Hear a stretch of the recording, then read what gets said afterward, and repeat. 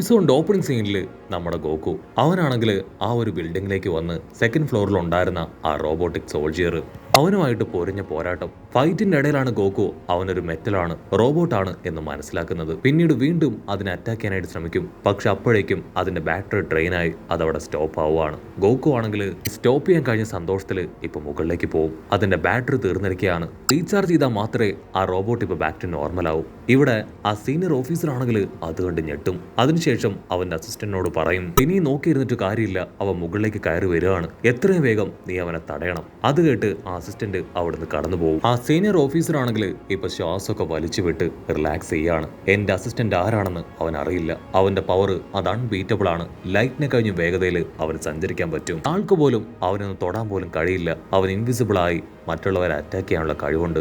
So തീർച്ചയായിട്ടും ആ ചെറിയ പയ്യൻ ഗോക്കുവിനെ എന്റെ അസിസ്റ്റന്റ് ഇല്ലാതാക്കും. അതോടുകൂടെ വലിയൊരു തലവേദന അതെനിക്ക് തീർന്നു കിട്ടും. നഷ്ടപ്പെട്ടു പോയ ഡ്രാഗൺ ബോളും എനിക്ക് തിരികെ പിടിക്കാൻ പറ്റും. കട്ട് ചെയ്താ ഇവിടെ നോപ്പെണ്ണാണെങ്കിൽ ഗോക്കുവിന് വേണ്ടി മൊട്ടിപ്പായി പ്രാർത്ഥിക്കുകയാണ്. അതേസമയം ഗോക്കു ആണെങ്കിൽ ഒരു സ്റ്റെപ്പ് കയറി മുകളിലേക്ക് വരും. അവിടെയാണെങ്കിൽ മുഴുവൻ ഇരുട്ട്. ഓ, ഇവിടെ ആരെങ്കിലും ഉണ്ടോ? ഞാൻ പറയുന്നത് ആർക്കെങ്കിലും കേൾക്കാമോ എന്ന് അവൻ ഉച്ചത്തിൽ ചോദിക്കും. അടുത്ത നിമിഷം വൈറ്റ് കളറിൽ എന്തോ ഒരു പവർ വന്ന് അവൻ അങ്ങനെ ആഞ്ഞടിക്കുകയാണ്. അവൻ തെറിച്ചുപോയി ഒരു പാറയിൽ അടിച്ചു വീഴും. ഓ നോ, ഈ പാറ അതെങ്ങനെ ഇവിടെ വന്നു? ഇവിടെ മുഴുവൻ ഒരു കാടാണ്. ഇവിടെ ഇങ്ങനെ ഒരു കാട് ക്രിയേറ്റ് ചെയ്തത് ആരാണ്? അല്പം ലൈറ്റ് കൂടെ ഇവിടെ ഉണ്ടായിരുന്നെങ്കിൽ അത് വളരെ അടിപൊളിയായിരുന്നു എന്ന് അവൻ പറയും. ഗോക്കു ഒട്ടും പ്രതീക്ഷിക്കാതെ ഇപ്പൊ അവന്റെ നേർക്ക് നാനാ ഭാഗത്തു നിന്ന് കത്തികൾ ചീറി പാഞ്ഞു വരും. ഗോക്കു ആണെങ്കിൽ ആ കത്തികളിൽ നിന്നെല്ലാം രക്ഷപ്പെടുകയാണ്. ഉച്ചത്തിൽ വിളിച്ചു പറയും, ധൈര്യം ഉണ്ടെങ്കിൽ നീ നേർക്ക് നേരെ നിന്ന് ഫൈറ്റ് ചെയ്യ്, എനിക്കൊന്നും കാണാൻ കഴിയുന്നില്ല. അടുത്ത നിമിഷം ലൈറ്റ്സ് അങ്ങനെ റൈസപ്പായി ഒരു ഭാഗത്ത് ഒരു ഡോർ ഓപ്പൺ ആവുകയാണ്. ഉടനെ ഒരു ബാക്ക്ഗ്രൗണ്ട് വോയിസ് അവൻ കേൾക്കും. ഞാനാണ് പ്രശസ്തനായ നിഞ്ച. അനുവാദം കൂടാതെ ഈ 4th ഫ്ലോറിലേക്ക് കടന്നു വന്നിരിക്കുകയാണ്. ഇതൊരു പ്രൈവറ്റ് പ്രോപ്പർട്ടിയാണ്. ഇവിടെ നിന്ന് നിനക്ക് ജീവനോട് കൂടെ തിരികെ പോകാനാവില്ല. നിഞ്ചയുടെ പവർ എന്താണെന്ന് നീ മനസ്സിലാക്കുമെന്ന് പറഞ്ഞ് അവനാണെങ്കിൽ ഷുരിങ്കൻസ് ഇപ്പൊ അവന്റെ നേർക്ക് വലിച്ചെറിയും. ഗോക്കു ജസ്റ്റ് മിസ്സിന് ആ അറ്റാക്കിൽ നിന്ന് രക്ഷപ്പെടും. ഗോക്കു ആണെങ്കിൽ കാര്യമായിട്ട് സ്മെല് ചെയ്യും. അവന് മനസ്സിലാവും ആ വില്ലൻ അവന്റെ തൊട്ടടുത്തുണ്ടെന്ന്. ഓ നോ, അവൻ എന്റെ തൊട്ടടുത്തുണ്ട്, എങ്ങനെയെങ്കിലും കണ്ടെത്തണമെന്ന് പറഞ്ഞ് ഗോക്കു അങ്ങനെ തെന്നി മാറും. അടുത്ത നിമിഷം ആ വില്ലനാണെങ്കിൽ പുറകിൽ നിന്ന് ആഞ്ഞു വെട്ടും. ആ ഒരു പാറ അത് തവിട് പൊടിയാവും. ഗോക്കു ആണെങ്കിൽ ഫുൾ കലിപ്പില് അവനെ വെല്ലുവിളിക്കും. നീ ഇത്രയും വലിയ നിഞ്ചയായിട്ടും നിനക്ക് ഡയറക്റ്റ് പോരാടാൻ അറിയില്ലേ? അവനാണെങ്കിൽ ശരിക്കും നിനക്ക് ധൈര്യം ഉണ്ടെങ്കിൽ എന്നെ കണ്ടുപിടിക്കാൻ പറഞ്ഞ് അവനാണെങ്കിൽ ഒരു റബ്ബർ പന്തിന്റെ വേഗത്തിൽ ഇപ്പൊ ഗോക്കുവിന്റെ മുൻപിലൂടെ അങ്ങോട്ടേക്ക് ഇങ്ങോട്ടേക്ക് ചേറിപ്പായും. ഗോക്കു അവനെ പിടിക്കാൻ ശ്രമിക്കും. അവന്റെ വേഗതയുടെ മുൻപിൽ ഗോക്കുവിനെ കൊണ്ട് അവനെ പിടിക്കാനായിട്ട് കഴിയില്ല.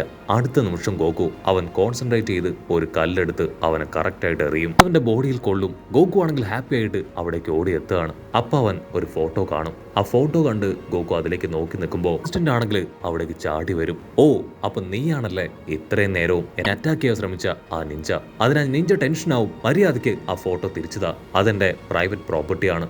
ഇവിടെ ആ സീനിയർ ഓഫീസർ ആ ഫോട്ടോ കൊണ്ട് ടെൻസ്ഡ് ആവും. അപ്പൊ ഇത്രയും കാലവും നീ സൂക്ഷിച്ചു വെച്ചത് അത് ഈ ഫോട്ടോ ആയിരുന്നു അല്ലേ? ഗോക്കു ആണെങ്കിൽ ആ ഫോട്ടോ അവന് തിരികെ കൊടുക്കും. അടുത്ത നിമിഷം ഒരു ബോംബ് അവിടേക്ക് വലിച്ചെറിഞ്ഞ് അവൻ അദൃശ്യനാവുകയാണ്. ഗോക്കു ആണെങ്കിൽ വിളിച്ചു ചോദിക്കും, നീ എന്തിനാ ഇപ്പൊ ഇങ്ങനെ ചെയ്തേ? അവൻ വീണ്ടും പറയും, ഞാനൊരു നിഞ്ചയാണ്, എനിക്ക് അദൃശ്യനാവാനുള്ള കഴിവുണ്ട്, നിനക്ക് ധൈര്യം ഉണ്ടെങ്കിൽ എന്റെ ഫൈറ്റ് തോൽപ്പിക്കേ. അടുത്ത നിമിഷം നമ്മുടെ ഗോക്കു അവനെ കണ്ടെത്തും. നിങ്ങളെ കണ്ടുപിടിച്ചു, ഈ ഒരു വലിയ ഫ്ലാഗിന്റെ മറവിൽ ഒളിഞ്ഞിരിക്കുന്നത് ആ നിങ്ങളല്ലേ? ഓ നോ, നീ എന്റെ സീക്രട്ട് അത് കണ്ടുപിടിച്ചു അല്ലേ? എങ്കിൽ നമുക്ക് ഗെയിം ആരംഭിക്കാം. ആദ്യം നീ ആ കാണുന്ന മരത്തിൽ പോയി 30 വരെ കൗണ്ട് ചെയ്യണം. അതിനുശേഷമായിരിക്കും ഇത് സ്റ്റാർട്ട് ചെയ്യുക.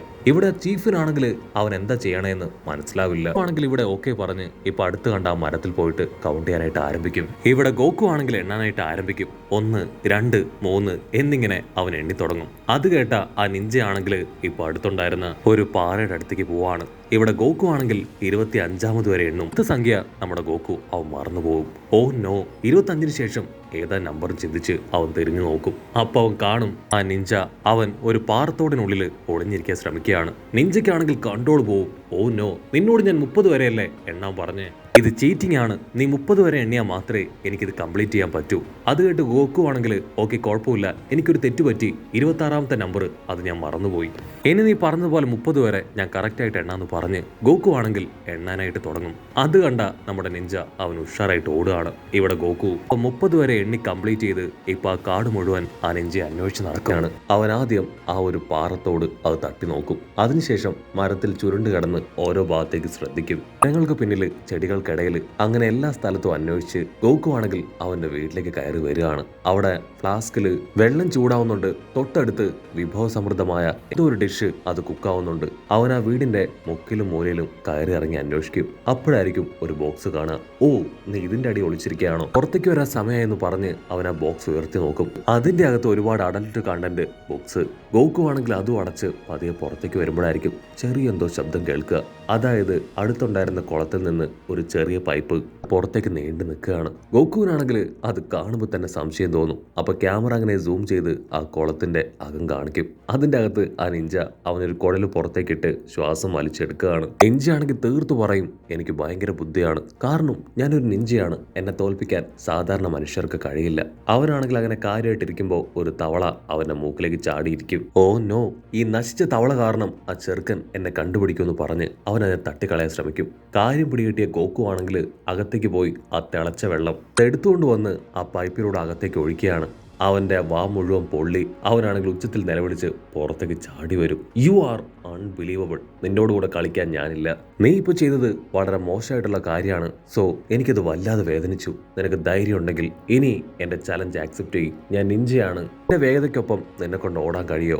ധൈര്യം ഉണ്ടെങ്കിൽ നീ എന്നെ ഓടി തോപ്പിക്കാൻ പറഞ്ഞ് അവനാണെങ്കിൽ ഇപ്പൊ ഉഷാറായിട്ട് ഓടും. അവന്റെ മിന്നൽ വേഗത കണ്ട് ഗോക്കു ആദ്യം ഒന്ന് അതിശയിക്കും. ഓ, നീ എന്നെ വീണ്ടും ചലഞ്ച് ചെയ്യാണോ? ഓക്കെ, ഞാൻ കാണിച്ചു തരാന്ന് പറഞ്ഞ് ഇപ്പൊ ഗോക്കു അവന്റെ തൊട്ടു പിന്നാലെ ഓടി ഓടി വരും. നിഞ്ചയ്ക്കാണെങ്കിൽ ഭയങ്കര അത്ഭുതം, കാരണം ഗോക്കു വളരെ ലേറ്റ് ആയിട്ട് സ്റ്റാർട്ട് ചെയ്തിട്ടും ഇപ്പൊ അവന്റെ തൊട്ടടുത്ത് എത്തിയിരിക്കുകയാണ്.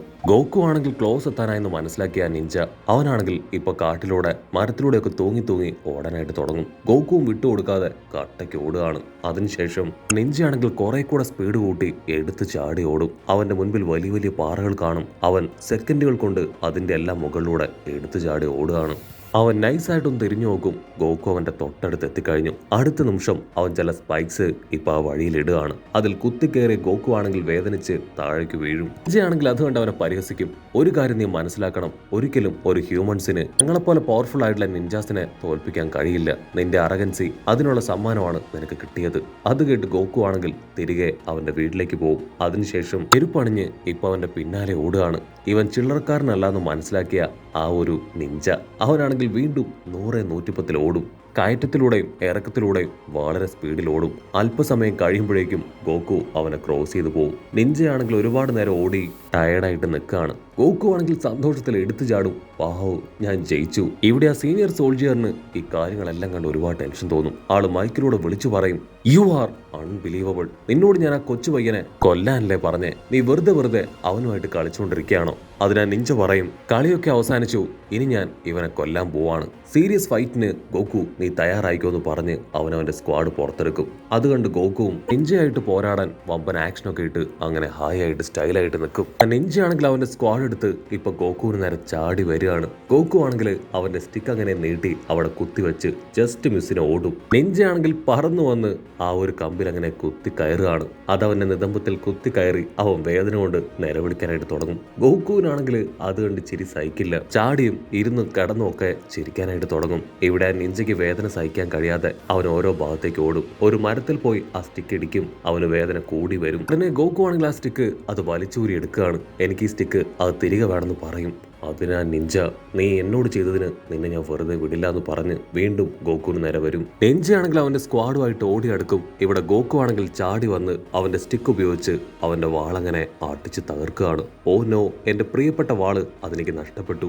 ഗോക്കു അവനോട് പറയും, നീ വിഷമിക്കേണ്ട കാര്യമൊന്നുമില്ല, എന്റെ സ്റ്റിക്ക് ഭയങ്കര പവർഫുൾ ആണ്, അതിന്റെ മുൻപിൽ ആർക്കും പിടിച്ചു നിൽക്കാൻ കഴിയില്ല. എനിക്ക് നന്നായിട്ട് വിശക്കുന്നുണ്ട്, നമുക്കിനി ഫുഡ് കഴിച്ചിട്ട് ഫൈറ്റ് ചെയ്യാം. അതിനാ നിഞ്ച പറയും, നമുക്ക് ആയുധങ്ങളില്ലാതെ ആദ്യം ഫൈറ്റ് ചെയ്യാം, അതിനുശേഷം ഫുഡ് കഴിക്കാന്ന് പറഞ്ഞ് അവൻ ഫൈറ്റ് ചെയ്യാൻ റെഡിയാവും. ആ ഗ്യാപ്പിൽ അവനൊരു ഷുരീങ്കൻ ഇപ്പൊ ഗോക്കുവിന്റെ നേരെ വലിച്ചെറിയും. ഗോക്കു ജസ്റ്റ് മിസ്സിന് അതിൽ നിന്ന് രക്ഷപ്പെടുകയാണ്. ഓ നോ, ആയുധങ്ങളില്ലാന്ന് പറഞ്ഞ് നീ എന്നെ ചതിച്ചു അല്ലേ? അതിനാ നിഞ്ചയാണെങ്കിൽ ടെററായിട്ട് ഗോക്കുവെ തന്നെ നോക്കും. അടുത്ത നിമിഷം ആ ഷുരീങ്കൻ കറങ്ങി വന്ന് ഗോക്കുവിന്റെ ദേഹത്ത് കുത്തി ഇറങ്ങുകയാണ്. കൺട്രോൾ നഷ്ടപ്പെട്ട ഗോക്കു അടിച്ച് താഴെ വീഴും.